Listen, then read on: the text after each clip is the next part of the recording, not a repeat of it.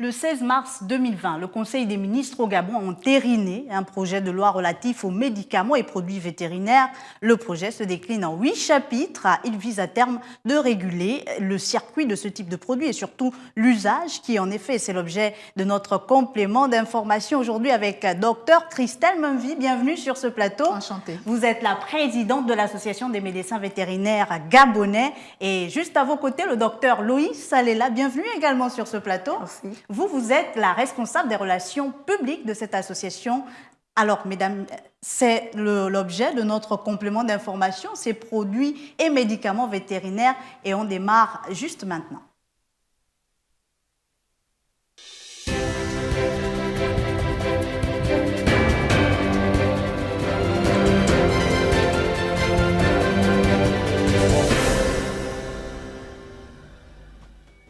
Avec moi pour parler des médicaments et produits vétérinaires, comme je le disais à l'entame de mon propos, docteur Christelle Memvi, présidente de l'Association des médecins vétérinaires gabonais, et docteur Loïs Salela, responsable des relations extérieures de la dite association. Mesdames, bienvenue de nouveau sur ce plateau de complément d'information.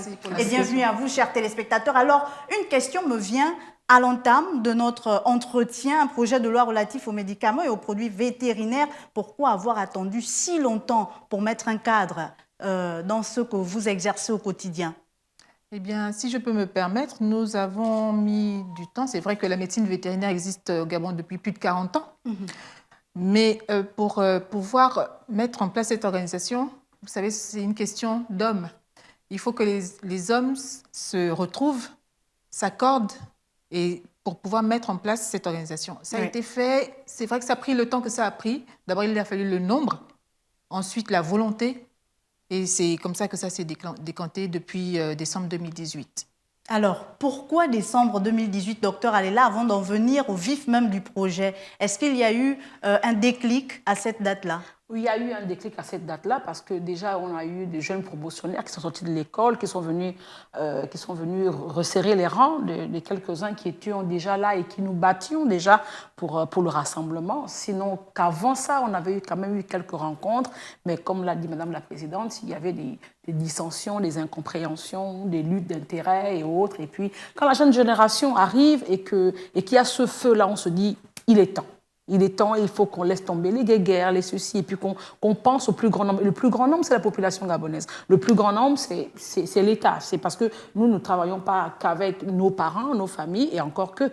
Mais il faut regarder au plus grand nombre. Il faut regarder que l'étendue du territoire a besoin des médecins vétérinaires. Et tant qu'on n'est pas organisé, on n'a pas d'impact. Et donc, c'est toute cette organisation qui conduit au dit projet de loi. Comment s'articule-t-il, docteur Memvi?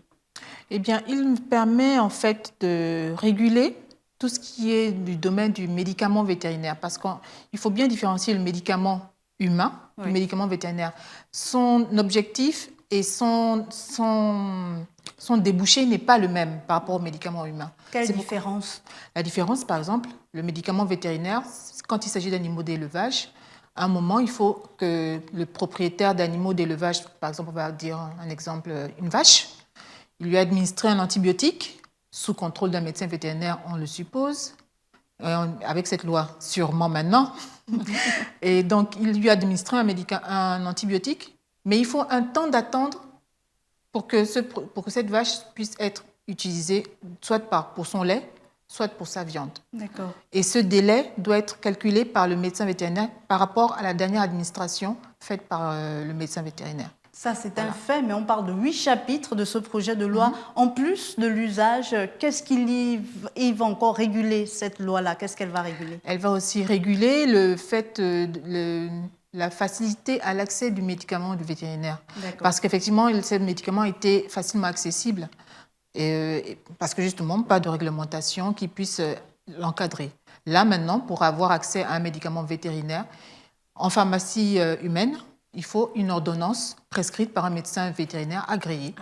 Voilà. Alors, qui pourra avoir accès d'abord, avant d'en venir à l'usage aux médicaments vétérinaires? Est-ce que, peu importe la personne dans la population qui dispose d'un chien, par exemple, ou un simple éleveur, ou il y aurait une particularité de personne? Il y a des particularités de personnes. Déjà, il y a des regroupements d'éleveurs qui peuvent se former en coopérative. Mais aussi, il y a aussi les personnes lambda qui ont un animal de compagnie, un chien, un chat, un perroquet ou je ne sais trop quoi, voilà, qui ont besoin aussi d'un suivi vétérinaire. Parce que dès que nous sommes en contact avec un animal, il y a la possibilité de transfert de maladies et de transfert aussi de molécules qui n'auraient pas dû être en contact avec nous. Parce que s'ils sont traités, tout ce qu'ils vont laisser dans la nature risque d'être en contact avec nous. Docteur Alela, avant que vous ne poursuiviez, docteur Memvi, elle parlait d'avoir une ordonnance préconisée par un médecin vétérinaire pour la personne qui voudrait avoir un médicament. Mais face à l'urgence, si on se voit contaminé par un animal ou mordu par un animal, est-ce qu'il n'y a pas une sorte d'anticipation d'aller vers les pharmacies pour disposer de ces médicaments-là? En fait, justement, c'est ce qui a régné pendant longtemps. Ce qu'on essaie de réglementer aujourd'hui et qui va sembler lourd en termes d'accessibilité, de procédure, c'est la même chose qui se passe pour le médicament humain. Vous allez voir qu'aujourd'hui, il y a des médicaments humains qui ne marchent plus. C'est-à-dire que, parce qu'on a, à force d'utilisation justement d'automédication, on a créé une couche de population qui est devenue résistante. Avant, on parlait de l'anivakine, après on s'est dit l'anivakine, ça ne marche plus, on a créé d'autres médicaments. Aujourd'hui, dès que quelqu'un a mal aux articulations, il a un peu la fièvre, il va chercher le Coartem. Il paraît que c'est devenu le nouveau médicament rémédial. Il se dit non, je crois que je dois avoir le palu. Et il prend le Coartem. Et après, vous allez voir que d'ici 5-10 ans, le Coartem ne marchera plus. Il va falloir chercher une nouvelle molécule. Eh bien, c'est pareil. Vous savez, quand vous êtes en face d'un propriétaire qui dit qu'il croit que son chien, il croit que son chat a un problème et qu'il court en pharmacie, c'est parce que justement, beaucoup de gens aiment sauter cette étape-là. Je dis souvent à mes clients et aux personnes quand on parle de sensibilisation que lorsque vous voulez acheter une voiture, vous prenez la peine. Oui. Vous vous rassurez d'avoir le permis de conduire, parce que sinon vous n'allez pas la rouler. Vous vous rassurez que cette voiture, quand vous l'achetez avant de la mettre en circulation, qu'elle ait sa carte grise, qu'elle ait ceci, qu'elle ait cela, vous vous rassurez tout ça. Pourquoi est-ce qu'avant de prendre un chien, ou bien pourquoi est-ce que lorsque votre chien présente des signes cliniques, vous ne consultez pas d'abord le médecin vétérinaire avant de sauter dans la pharmacie? Est-ce que c'est ce qui pourrait expliquer, docteur Memvi, la résistance qu'on remarque depuis un certain moment aux antimicrobiens? Ça participe fortement, oui. Fortement. Parce qu'effectivement, si on parle des animaux d'élevage qui sont traités avec les mêmes molécules que nous, finalement. Oui. Voilà. Donc, quand ces animaux d'élevage sont traités avec les mêmes molécules que nous, au moment de l'abattage, par exemple, d'une vache, lors de la consommation de sa viande, ce médicament se retrouve dans notre assiette ou dans les œufs. Oui. Quand il s'agit de poules. Et donc une conséquence finalement sur la santé humaine. C'est vraiment une question de santé publique. Mais comment aujourd'hui contrôler le circuit de ce médicament-là? Est-ce qu'il y aurait une sorte de convergence des acteurs? Est-ce qu'il faudrait... Comment contrôler en fait? Est-ce qu'il faudrait déterminer uniquement telle pharmacie a le droit de vendre tel médicament, uniquement tel médecin a le droit de proposer tel médicament? Non, ce n'est pas nécessaire. Non, c'est pas nécessaire. C'est bien encadré, mais même la loi est claire là-dessus. Et là, pour le coup, le ministre de l'Agriculture, Maganga Moussavou, bien dit, a bien cadré les choses. Il est question de travailler conjointement avec le ministère de la Santé. D'accord. Voilà. Nous allons organiser un comité d'études qui va étudier justement les produits qui vont être entrés dans le territoire gabonais et qui vont pouvoir être utilisés par les professionnels médecins vétérinaires, tout simplement. Maintenant, pour ce qui est de l'utilisation de ces produits, voilà, ce qui va se passer, c'est que le propriétaire d'animaux va, lui, simplement devoir s'orienter vers un professionnel vétérinaire, tout simplement. Alors, avant la mise en place de ce comité, qu'est-ce qui est fait? Est-ce qu'il y a une sensibilisation des populations et même des acteurs qui font dans l'élevage par votre association, ou il y aurait une sensibilisation par les 10 ministères que vous avez cités, l'agriculture et la santé? Bon, nous ne pouvons pas demander au ministère de la Santé humaine de le faire parce que c'est notre devoir, ok. Mais bien évidemment, ils peuvent nous accompagner parce qu'il ne faut pas oublier qu'il y a des maladies qui passent de l'homme à l'animal et de l'animal à l'homme, qu'on appelle généralement des zoonoses, d'accord. Donc, c'est vrai que c'est un travail de sensibilisation qui peut se faire avec les ministères conjoints, d'accord. Mais beaucoup plus que l'association des médecins vétérinaires gabonais est dans cette logique des choses. Maintenant que nous avons le quitus d'exercer officiellement, et donc nous avons ce devoir, Moi, je considère que c'est un devoir pour nous. Une obligation. C'est un devoir, c'est une obligation pour nous de sensibiliser les populations. Donc, dans les mois à venir, nous allons organiser donc ces campagnes de sensibilisation. Déjà, par ailleurs, avant, même quand on a eu les épidémies d'Ebola et qu'on a eu les épidémies de chikungunya et autres. Aujourd'hui, on parle du Covid-19. Voilà, qui à la base était un virus d'origine animale. Oui. Donc, il arrivait des fois qu'au Gabon, l'OMS utilisait quelques vétérinaires et allait sur le terrain pour sensibiliser les gens. Mais ce n'était jamais au nom de l'association des médecins vétérinaires. Aujourd'hui, maintenant que nous sommes fédérés, nous sommes une plus grande force et à ce moment-là, notre voix va compter. Ce ne sera plus juste un pélétro attendu qui se lève pour dire je vais faire la sensibilisation parce que ça touche au plan national, ça touche à la population gabonaise. Ça touche à la santé publique. À la santé publique. Puisque vous êtes aujourd'hui fédéré, quelle contribution, quelle sensibilisation à court, moyen et long terme pour l'usage, j'insiste sur l'usage du médicament parce qu'on a remarqué qu'il y avait peut-être des méconnaissances autour de cet usage-là par les populations lambda, mais aussi par les éleveurs. Il y avait peut-être une sorte de surdosage. Qu'est-ce que vous allez faire, docteur, concrètement, pour stopper l'hémorragie? Justement, il est question pour nous de prendre en charge, comme disait le docteur Alela, la sensibilisation, déjà auprès des officines pharmaceutiques, pour l'instant, auprès des éleveurs, pour leur expliquer l'intérêt pour eux d'adhérer à ce nouveau concept, à cette nouvelle façon de travailler pour la santé publique.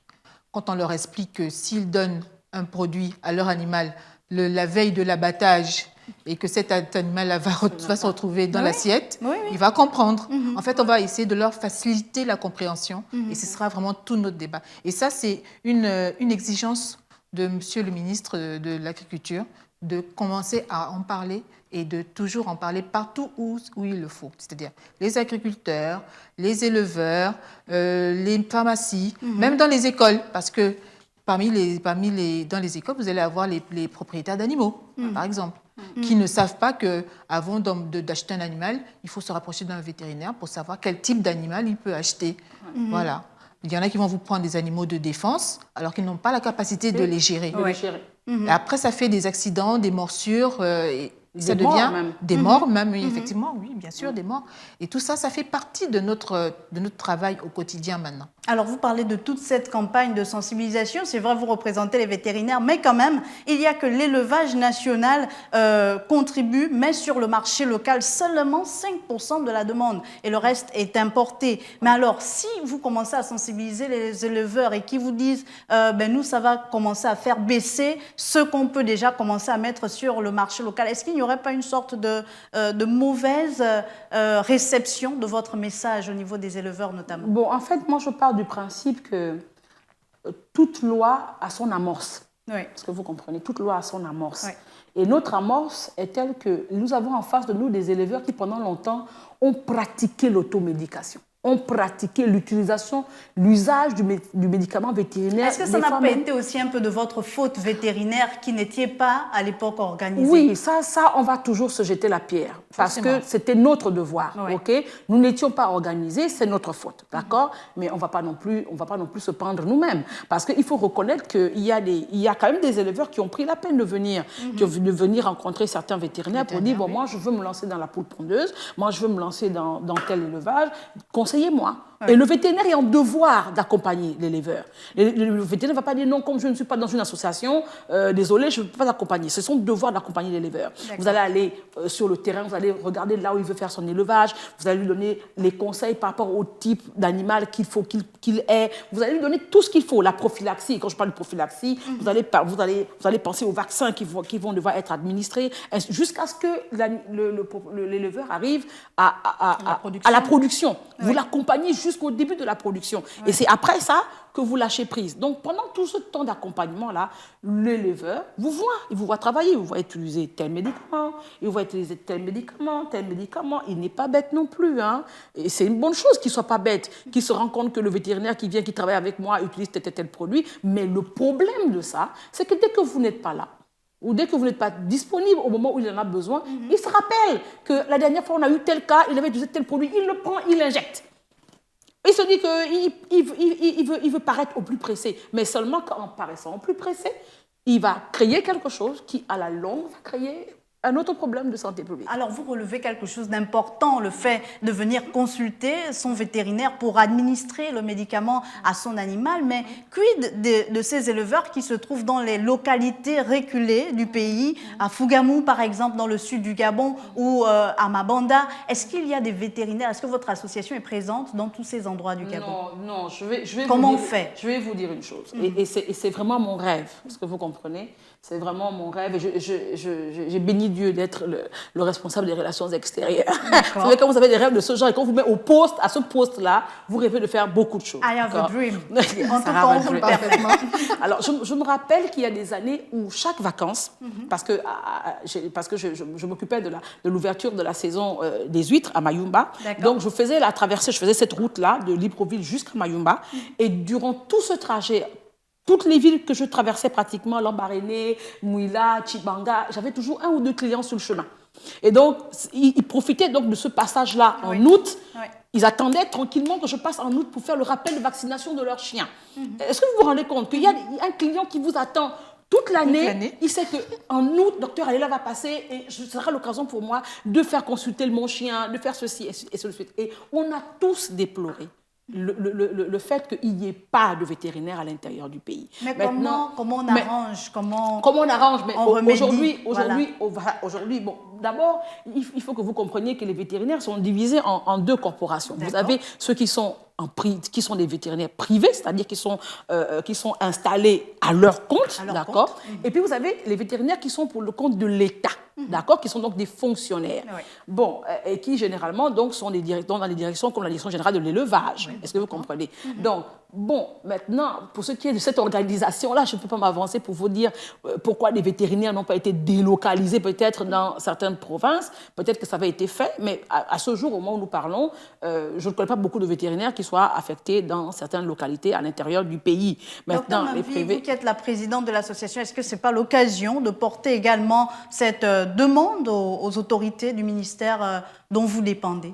En réalité, monsieur le ministre Magaga Moussavou nous a précédés. D'accord. Il y a déjà pensé parce que dans son objectif, dans le texte de loi portant sur la réglementation de la profession vétérinaire, il est question justement de délocaliser les vétérinaires pour pouvoir justement englober tout le territoire national. Et comme ça, ainsi, nous pouvons... il y aurait une interaction, tout simplement. Pour revenir sur la question du médicament, est-ce qu'il existe, comme pour les médicaments humains, une liste homologuée? Est-ce qu'elle a eu l'occasion d'être révisée ces dernières années? Bon, il y a des médicaments vétérinaires qui sont déjà en officine. D'accord. Une officine vétérinaire, ça n'existe pas pour l'instant au Gabon. C'est-à-dire que la majeure partie des vétérinaires qui sont installés ont leur mini-officine, on va dire, à l'intérieur du cabinet parce que, comme on l'avait dit lorsqu'on discutait au départ, le médecin vétérinaire, à la différence du médecin humain, prescrit, administre et vend le médicament vétérinaire. D'accord. Donc, on n'a pas nécessairement besoin d'aller en pharmacie. Non, voilà. Donc, alors que le médecin humain ne peut pas vendre, il prescrit, il peut administrer lorsque vous avez fini d'acheter, mais vous allez dans une officine pour ça. Donc, on est dans une situation bien où les trucs sont bien compartimentés. Les rôles sont bien distincts. Voilà. Donc, la disponibilité du médicament, on s'est retrouvé dans la situation où la disponibilité du médicament est telle que le vétérinaire qui a accès à ce médicament-là est quasi le seul, normalement, qui est censé l'utiliser.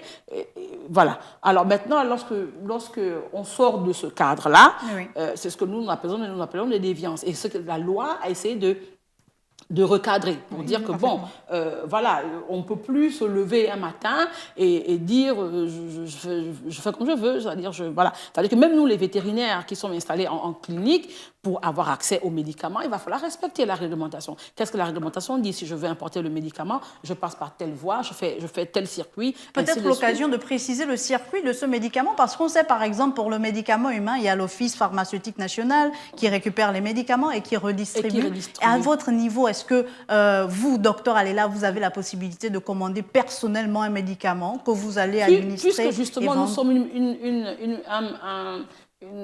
une profession libérale et que D'accord. nous avons justement cette facilité-là parce que nous administrons, nous vendons. D'accord. Donc, jusqu'à présent, les vétérinaires importaient eux-mêmes le médicament, quel que soit l'endroit. Donc, il n'y a pas un organe qui régule le médicament une fois arrivé sur le territoire national pour le Non, rédiger. pour l'instant, et c'est pour cela qu'on veut maintenant cadrer ça, parce qu'en fait, on se retrouve des fois on se retrouve dans des situations un peu compliquées où, par exemple, vous allez importer un médicament, Ouais. vous êtes convaincu de l'origine du médicament et vous vous dites que le médicament-là est très bien, Ouais. vous l'administrez à l'animal et le client vient se plaindre. Ouais. Le client vous dit, vous avez injecté mon animal et voilà, et l'animal présente tel symptôme qu'il ne devrait pas présenter parce que le médicament que vous lui avez prescrit, logiquement, le protège contre. Est-ce qu'à ce niveau-là, docteur Mamvi, ça ne pose pas le problème de la contextualisation et donc de la recherche qui devrait se poursuivre par rapport à nos animaux? Est-ce qu'un chien qui vit au Gabon, de type, je dis n'importe quoi, berger allemand, a les mêmes réactions qu'un berger allemand qui vivrait en France et donc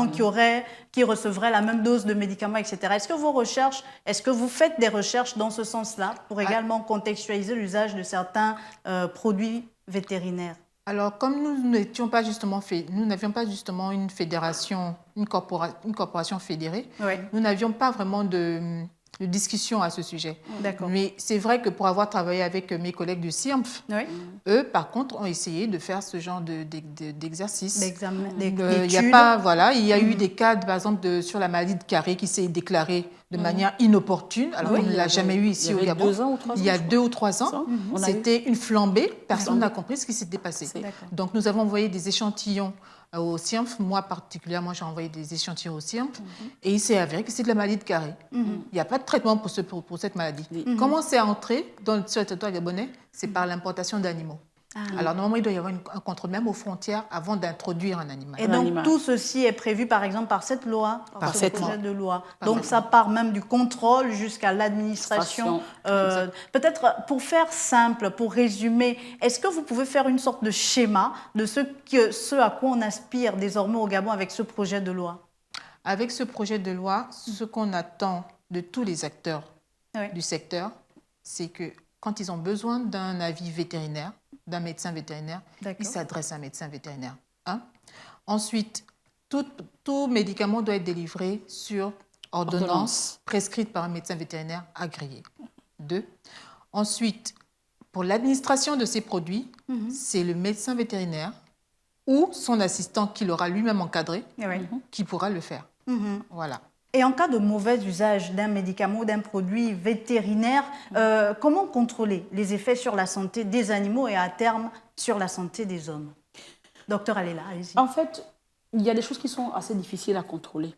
Souvent, on se retrouve, quand on est déjà devant un cas d'épidémie, malheureusement, alors qu'on peut anticiper. Voilà, alors qu'on peut anticiper. Et je crois que c'est toujours la raison pour laquelle, c'est toujours cette raison d'anticipation qui fait qu'aujourd'hui on parle du contrôle. Et que je dis que les éleveurs, les acteurs du secteur vont trouver ça peut-être lourd. Mais c'est parce que justement, on veut éviter de se retrouver dans un problème d'épidémie. On a eu par exemple des personnes qui avaient des élevages, ils avaient quelques caprins. Quand je parle des caprins, je parle des chèvres. D'accord. Quelques chèvres, quelques boucs. Il est allé au village, on lui a offert une chèvre, il était très content, il est revenu chez lui, et, il n'a pas fait de mise en quarantaine. Il a mélangé avec les autres. Et au bout de 2-3 semaines, ou d'une semaine, même déjà, tout le cheptel qu'il avait est perdu. On a eu beaucoup de cas comme ça. Et ou bien quand ça se déclare, il court, il se rappelle. Beaucoup de gens, même, moi j'ai des clients qui consultent Google. D'accord, oui. Donc, il n'est pas d'accord d'appeler le médecin vétérinaire. Il préfère aller... Mais il va dans Google. Voilà. Or, Google est rempli de beaucoup de choses, d'accord? Il n'y a pas que des bonnes informations, il y a aussi les fake news aujourd'hui. Exactement. Par exemple. Donc, et à ce moment-là, quand quelqu'un va regarder Google et qu'il dit qu'il a vu, il semble que les symptômes là et tout, il tape dans Google, Google lui dit un truc, il court en pharmacie. D'accord. Et quand il court en pharmacie, il va juste au rayon vétérinaire, il regarde, parce que le rayon vétérinaire, il a un accès libre. Donc, il regarde, il dit, ouais, le Google avait dit tel médicament, il prend. Maintenant, après, si ce n'est pas ça le bon diagnostic, parce qu'il n'est pas vétérinaire, quand il y a un problème, on vous amène un animal qui est agonisant. Et on espère que vous allez faire le miracle. C'est ce qu'on voudrait éviter. On vous appelle quand tout un cheptel, vous voyez quelqu'un qui a une quarantaine de bêtes, qui sont en train de décéder comme ça. Ouais. Voilà. On ne comprend pas. Et vous, on vous appelle. Et quand vous remontez l'histoire, vous vous rendez compte que, bon, il avait essayé un traitement qui n'a pas marché. Voilà. Voilà, il a fait de l'automédication et il a perdu tout son cheptel. Ça fait mal. Il y a donc un grand travail que vous devez effectuer en De termes sensibilisation, bien sûr. autant pour les éleveurs, pour les populations Bien lambda, mais sûr. même pour les officines qui devraient Exactement. bloquer Bloquer. et attendre d'avoir une ordonnance Non. pour délivrer un produit vétérinaire ou un médicament. Pour terminer, docteur, peut-être commencer par vous, docteur Memvi, le métier de vétérinaire, la spécialisation de vétérinaire est souvent peu connue ou méconnue. Qu'est-ce que vous comptez faire au niveau de votre association pour intéresser les jeunes, pour susciter des vocations auprès des plus jeunes? Ah, ça, c'est vraiment un challenge que nous nous sommes donné, nous, l'Association des médecins vétérinaires gabonais, parce que l'AMVG a pour but essentiel justement de faire ressortir la petite graine, la petite lueur qui va faire qu'un élève, un étudiant ou même en maternelle, ça peut commencer dès la maternelle. Pour moi, ça a commencé en maternelle. Ah oui, toute petite. J'ai commencé à dire je veux être vétérinaire. Toute petite, je devais avoir peut-être 6 ans. Donc, j'ai commencé à avoir des animaux.